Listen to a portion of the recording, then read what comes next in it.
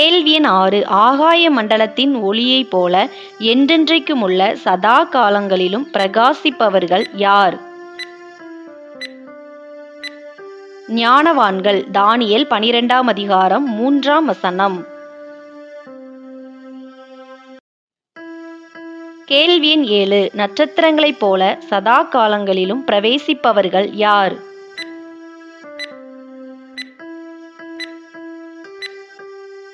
அநேகரை நீதிக்குட்படுத்துகிறவர்கள். தானியேல் 12ஆம் அதிகாரம் 3ஆம் வசனம். கேள்வி எண் 8. எது பெருகிப்போம்?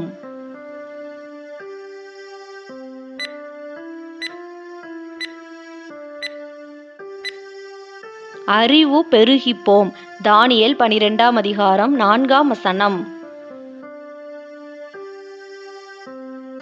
கேள்வி எண் 9. முடிவு காலம் மட்டும் தரிசன வார்த்தைகளை எவ்வாறு வைக்கும்படி தானியேலுக்கு கட்டளையிடப்பட்டது? புதை பொருளாக வைக்கும்படி. தானியேல் 12ஆம் அதிகாரம் 4ஆம் வசனம். கேள்வி எண் 10. இந்த புஸ்தகத்தை டேஸ் போடு என்று தானியேலுக்கு சொல்லப்பட்டது. முத்திரை போடு என்று. தானியேல் 12ஆம் அதிகாரம் 4ஆம் வசனம்.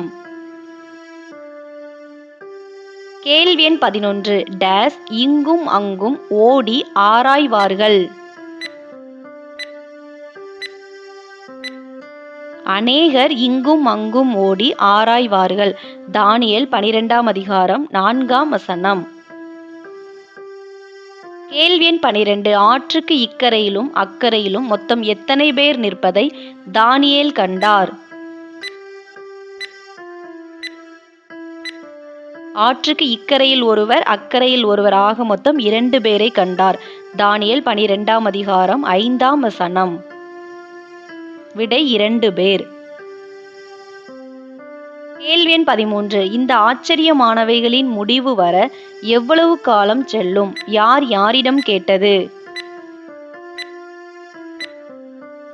ஆற்றின் தண்ணீர்களின் மேல் நின்றவரிடம் ஒருவன். தானியேல் 12ஆம் அதிகாரம் 6ஆம் வசனம். கேள்வி எண் 14. ஆற்றின் தண்ணீர்களின் மேல் நின்றவர் தரித்திருந்த வஸ்திரம் என்ன?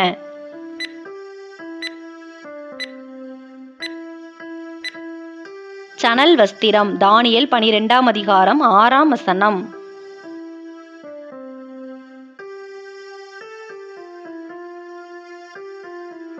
கேள்வி எண் 15.